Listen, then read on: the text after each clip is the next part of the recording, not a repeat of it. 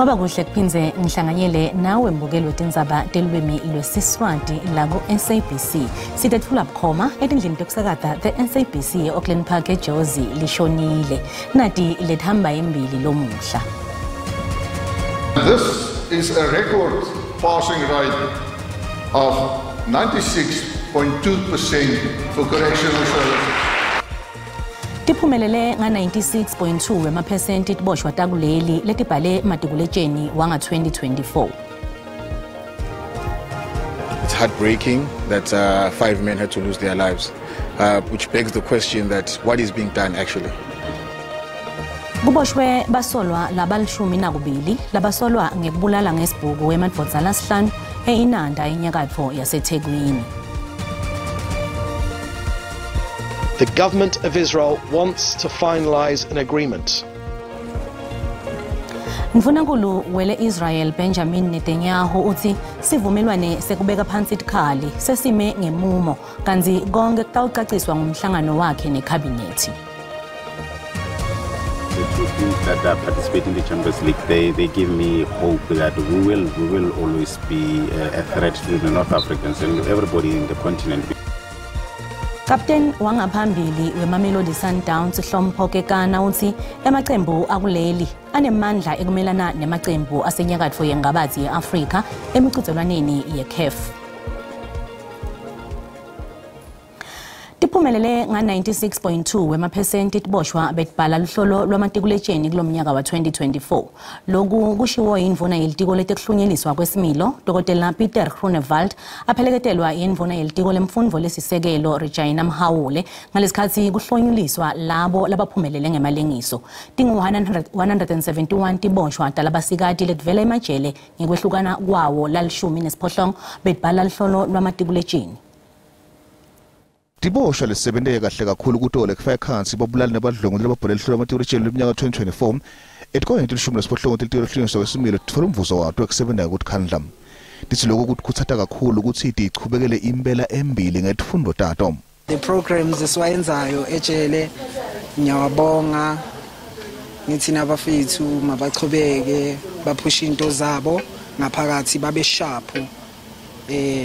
There's future, man. There's future and a bright one. For me, I think school gave me the opportunity to not sit in the section the whole day doing nothing with my life, to actually do something with my life. Komishana wavela ngotekuhlunyiswa kwetimilo wetfule imiphumela amatikuletsheni endvuneni Dr. Peter Groenewald lobese uyimemetela ngalokusemthethweni. There's an increase of 3% on the passing rate from last year, and this is a record passing rate of 96.2% for correctional services. Groenewald uvalise khathateka ngelizinga lesidulu ekuphinze kuboshwa abantu bake bobosha wathi imfundo kaniketa tiboshwa linye lithuba empilweni. The reoffending rate of our people is too much and too high. And we are looking at that matter. Why? Lisekele ndvuna temfundo lesisekelo Regina Mhawule uthi letiboshwa tibe nesikhathi lesanele kutfola lizinga lesidulu lekuphasa kwendlula lelo lavelonke. The inmates most of the time they have all the time and even to regret as to why am I here. So I want to do something that is going to change my life. Letiboshwa tisinethemba lekuthi lemphumela yato itawuniketa lithuba lelisha empilweni. Kuboshwe basolwa labalishumi nakubili labasolwa ngekubulala ngesibhuku yemadvodza lasihlanu e-Inanda enyakatfo yaseThekwini. Letidvumbu talamadvodza titfolwe ngemalunga emphakathi lamuhla yentsatsakusa. Emaphoyisa athi isengakatiwa imbangela yekubulawa kwalamadvodza. Bayimbaye tihlangabetane nenkinga mativuka ekseni. Kutholakala tidvumbu temadvodza lasihlanu kulendzawo. Emaphoyisa aqala atfola tidvumbu letintsatfu ngesikhathi achubeka neliphenyo abesathola letinye letimbili kulesiganga. Labo labatsinzekako basemkhatsini kweminyaka lelishumi nemfica kuya kuminyaka lengama-26. Kusolwa ukuthi lamadvodza athathwe ngendluzula emakhaya abo ebusuku ngaphambi kwekuthi abulawe. Emaphoyisa eMango athi tiphathimandla temthetho kumele tingenelele tibukane nelizinga lelisetulu lebugebengu. We are now calling all the stakeholders who might help us to come and rescue us from this problem we are in right now. You know, can you see this incident took place next to this high school, our comprehensive school, which is a very good school. But you can see now that the children are also traumatized in seeing the people dead like this. This brutality can traumatize the child to understand that you can just forget about the lesson that he's doing at the school. Nga 2024, tibalo tebugebengu ekoteni yesibili iNanda yaba nenombolo lesetulu yemacala ekubulala kule live. Leli lokishi liphindze laba nemacala lamanyenti ekudlwengula. Emaphoyisa athi munyenti umsebenzi lekufanele wendiwe kubukana nebugebengu kuleli lokishi. Lo munye wemaphoyisa eMangwe KZN uthi bugebengu buyakhathata. It's very saddening to see such an incident happening within our communities. It's heartbreaking that 5 men had to lose their lives, which begs the question that what is being done actually? Is enough effort being put into this crime fighting or fighting off crime within the communities? It's very saddening. I have no words. It's very, very saddening and shocking at the same time. Emaphoyisa athi labasolwa labalishumi lababoshiwe malunga emaphoyisa eMango. Kusengakashiwo ke ukuthi kutawuboshwa labanye. I-Women's Legal Center lemele ummangali eludzabeni loluthinta mengameli wemajaji asentshonalanga Kapa Selby Mbenenge yexwayise sive ukuthi kude intfo lefana nekuthi yi-perfect victim. Lokhu kuta ngemuva kwekuthi mapalane waleli jaji lophindze abe ngummangali Andiswa Mengo ajide sive lapho sive sithe khona Mengo bekamheha kulona longumengameli wemajaji kanzi wase utenda kwangathi uhlukubetiwe. Sigungu lesiphenya ukuthi phatha kwemajaji lesiphenya ngetinsolo tekuhlubeta kwemacasi letibuyena mengamelo majaji wasempuna Kapa Selby Mbenenge sivile ukuthi ummangali bekabita umsolwa ngadedi lokuvele kuleminye imilayeto leyingcenye yebufakazi.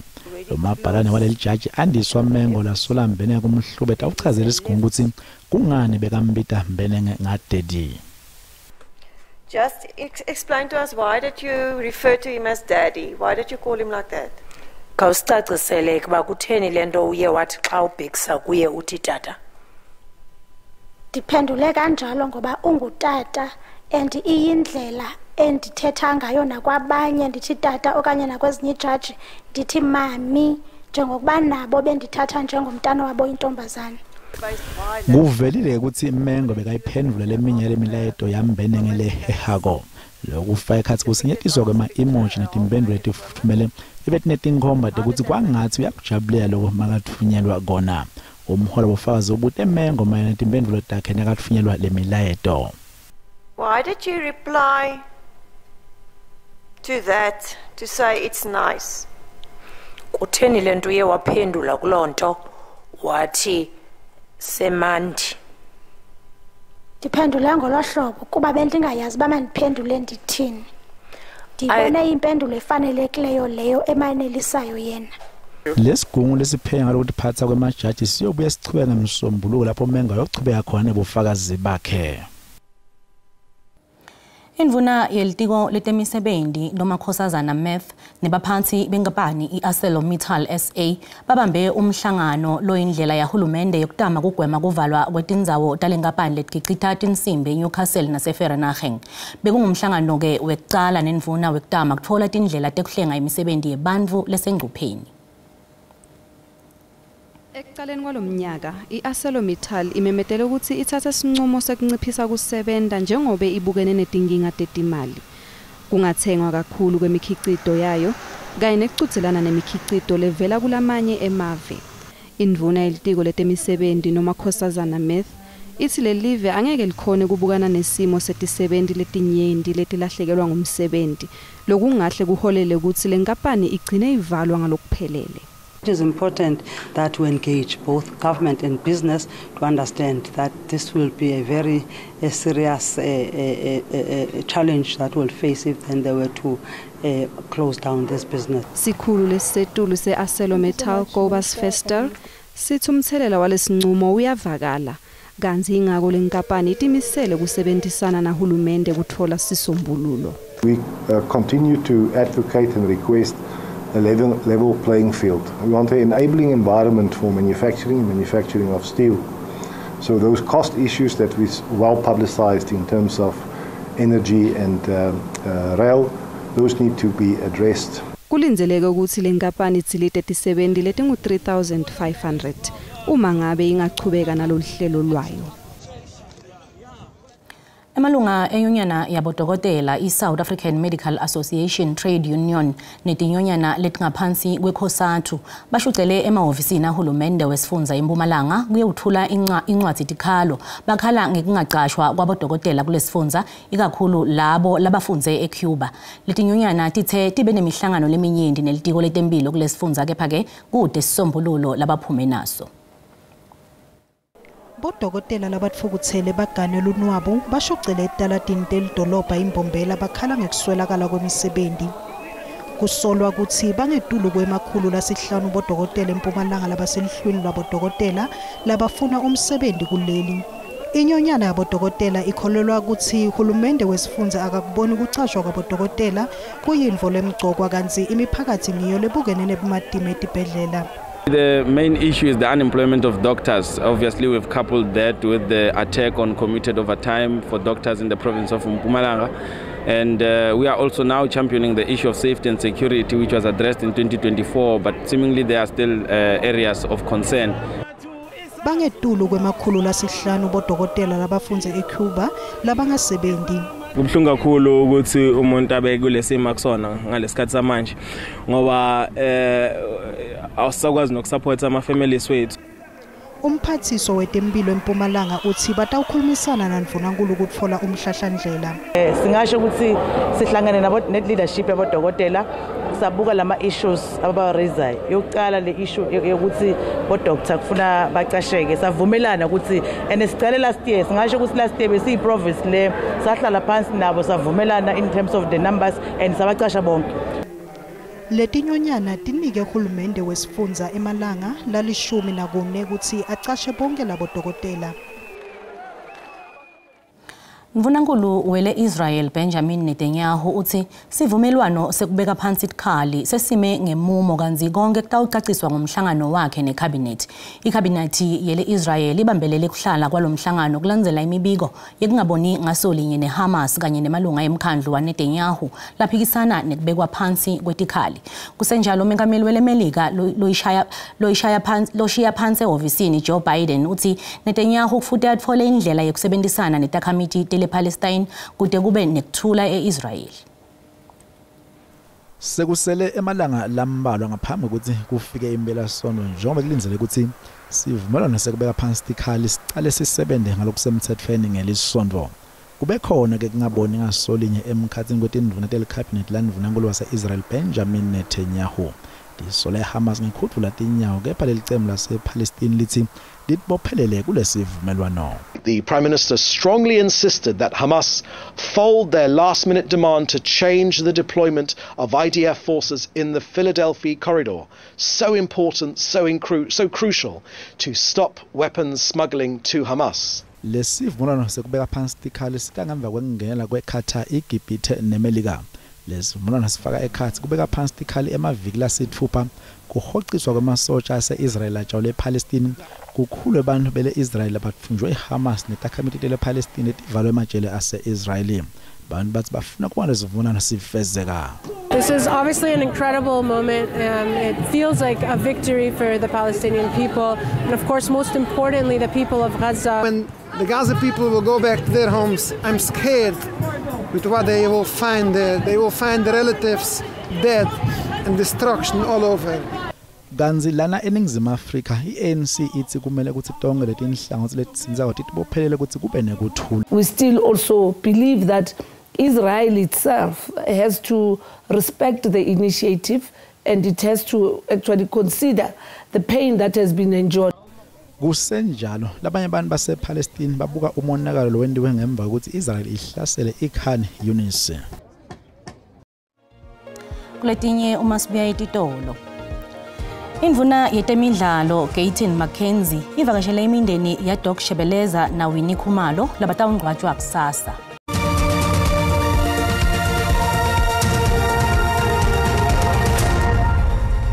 Asikwamukele mbukeli esigabeni sethu sesibili setindzaba tesiswati nawusanza ngena ukhethe kahle sisekhona hlala nathi kanti ke ungakhohlwa kusilandzela etinkundleni texhumana iX, iFacebook, iTikTok, kuYouTube kanye naku SABC Plus ngikuthi SABC tindzaba.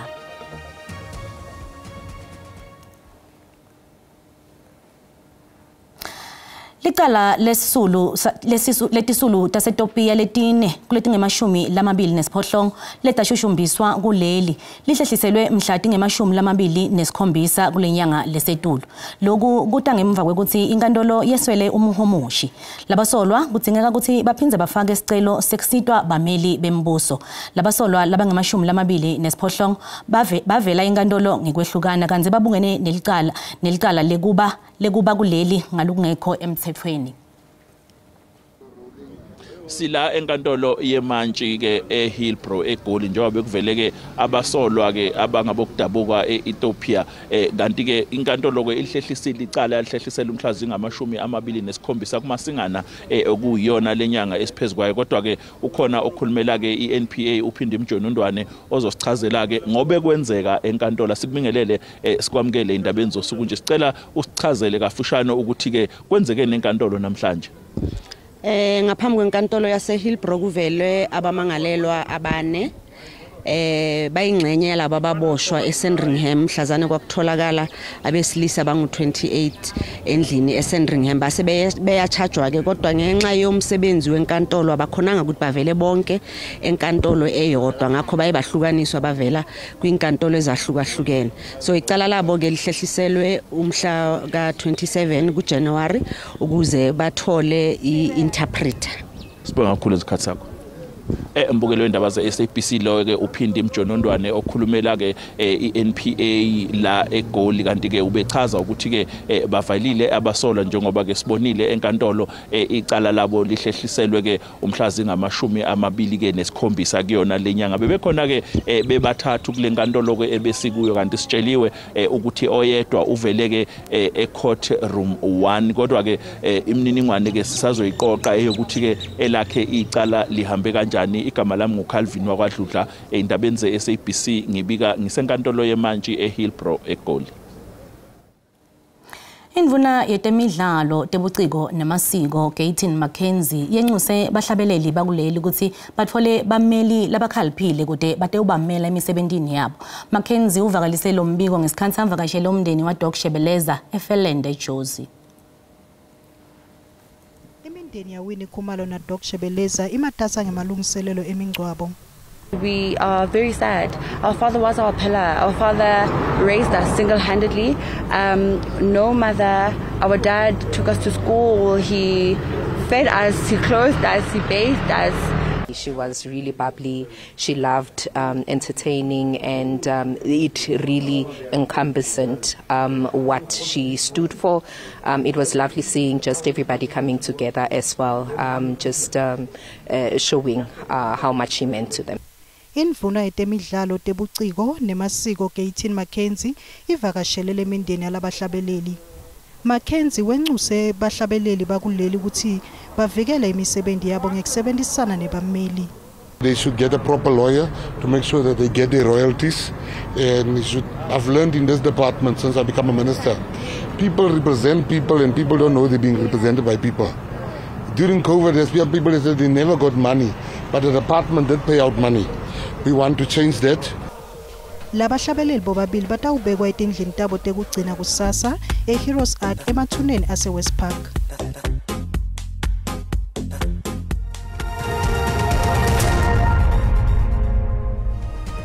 Nasivakashele kumakethe detimali sitfola ukuthi lirandi liqinile nalicathaniswa netimali takulamanye emave.